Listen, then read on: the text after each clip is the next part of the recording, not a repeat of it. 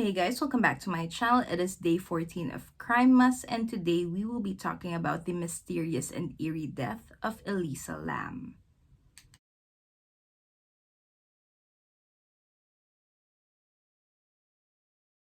Elisa Lam was born on April 30th, 1991 in Vancouver, Canada.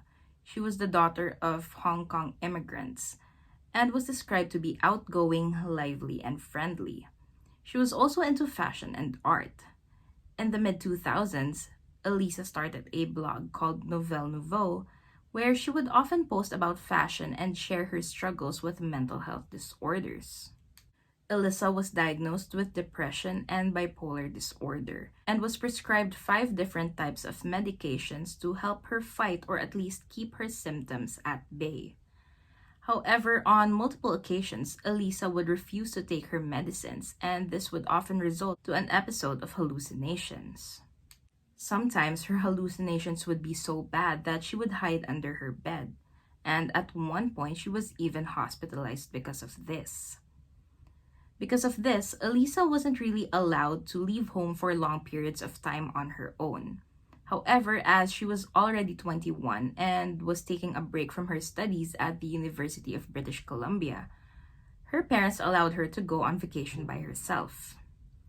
On January 26, 2013, Elisa Lam flew to Los Angeles, California and checked into the Cecil Hotel, one of the most infamous hotels in the history of the United States. Now, Elisa paid for a hostel-type room which she shared with 5 other girls.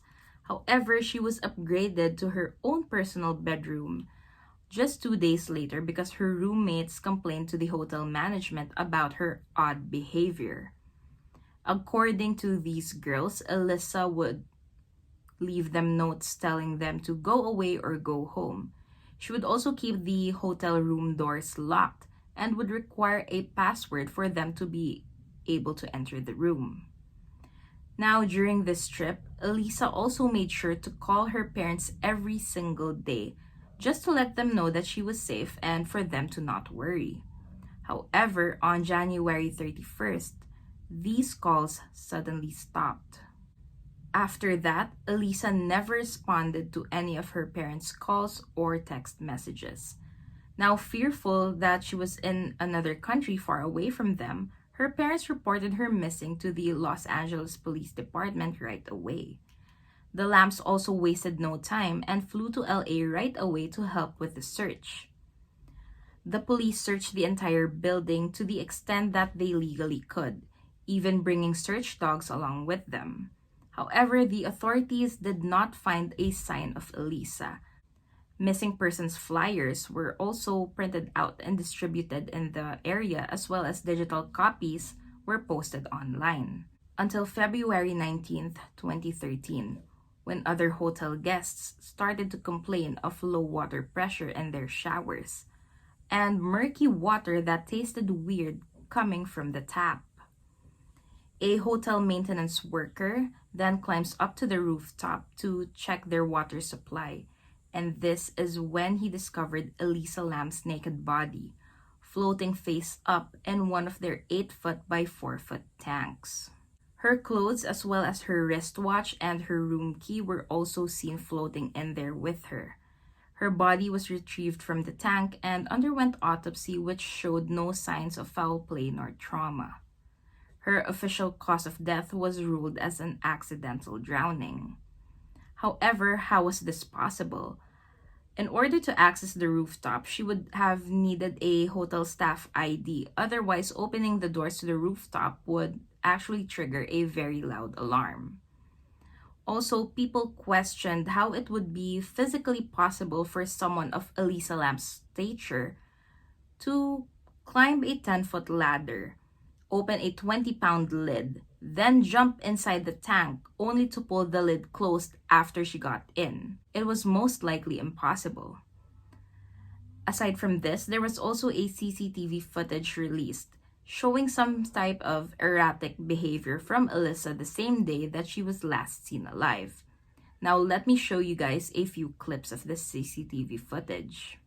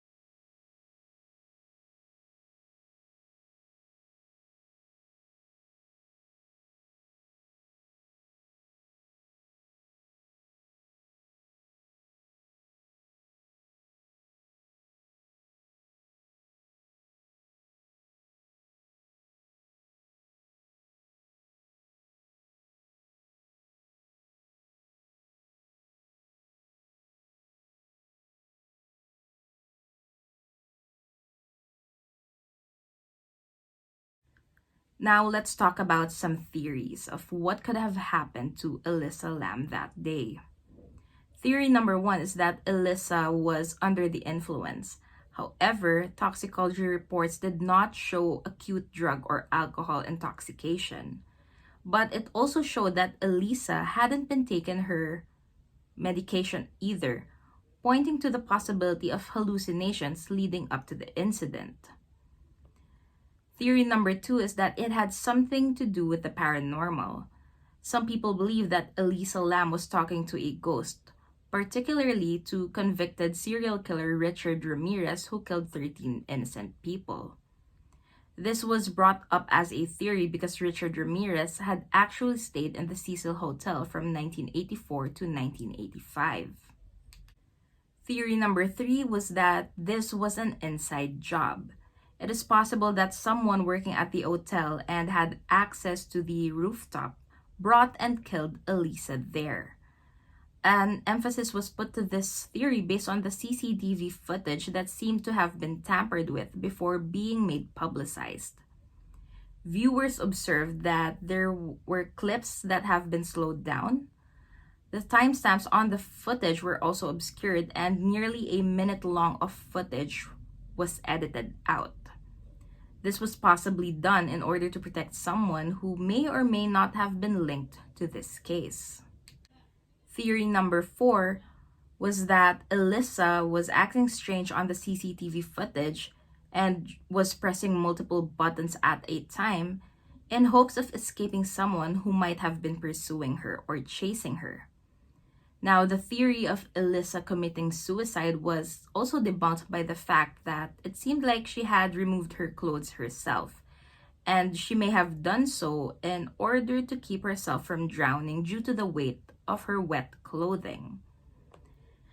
The articles of clothing found with her were also covered in a layer of sand-like particles for some strange and unknown reason. Her death was classified as an accident, with her bipolar disorder and depression seen as significant contributing factors. Mr. and Mrs. Lam also filed a wrongful death lawsuit against the Cecil Hotel. However, this was dismissed. It has been almost 10 years since this happened, and this still remains to be one of the biggest mysteries in recent history. And that is all that I have for you guys for today's video. As usual, I would love to hear your thoughts on this case. And should there be any other case that you would like for me to cover on this channel, please let me know by leaving a comment. Thank you so much for watching, and I'll see you guys tomorrow.